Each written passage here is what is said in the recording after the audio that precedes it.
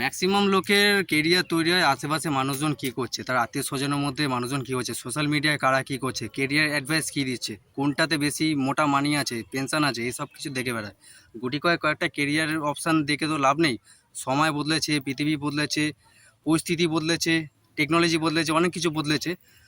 তো আমি বলবো সেইগুলোর দিকে তোমরা একটু বা আপনারা একটু ওই দিকগুলো একটু বিবেচনা সচেতন হওয়া দরকার, কেননা এআই যুগ আর সময় অনেক কিছু বদলে দিয়েছে।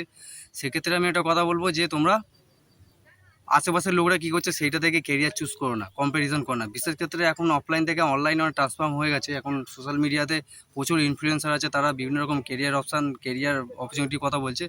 সেসব দিকে ধ্যানটা কম দিয়ে বা সেদিক থেকে ফোকাসটাকে সরিয়ে ফোকাসটা আনো নিজের ক্যাপাবিলিটি কী আছে, নিজের ব্যাকগ্রাউন্ড কী আছে, 2 নম্বর হচ্ছে বাস্তবতা কী, রিয়ালিটি কী, সময় কোন দিকে এগোচ্ছে, ভবিষ্যতে অপরচুনিটি কী কী আছে, ওকে, কী কী প্রবলেম রয়েছে সেগুলোকে আইডেন্টিফাই করো, কী কী গ্যাপ রয়েছে সেইগুলোকে আইডেন্টিফাই, বাস্তবে যে সমস্যা রয়েছে সেই সমস্যাগুলোর দিকে একটু ফোকাস দাও। ওকে, ওই আলাদা দুনিয়া থেকে লাভ নেই, আলাদা দুনিয়া থেকে রিয়ালিটিতে এসে বোঝার চেষ্টা করো সমস্যা কী, সমস্যাগুলোকে সলভ করো। ওকে, কেননা এখনকার ওই প্যাটার্ন ওয়াইজ কোনো কাজ চলবে না।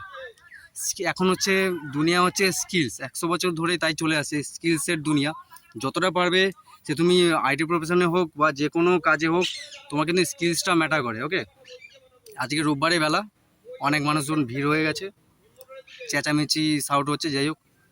তো ব্যাপারটা হচ্ছে এই সময় দাঁড়িয়ে যেটা করণীয় সেটা হচ্ছে রিয়ালিটিকে দেখো অ্যাজ ইট ইজ। প্রবলেম কী আছে, ভবিষ্যতের সম্বন্ধে জ্ঞান থাকা চাই, নলেজ কী আছে, ডেটার উপর সায়েন্স সব কিছু যে করতে হবে। ওকে, অ্যানালাইসিস করতে হবে ভবিষ্যৎ সম্বন্ধে। অনেক অপরচুনিটি রয়েছে ওকে ভবিষ্যতে, সেগুলোকে বোঝার চেষ্টা করো। সমস্যা কী, ভবিষ্যতে কী, কোন দিকে যেতে যাচ্ছে হাওয়া, সেদিকে বোঝার চেষ্টা করো। ওকে।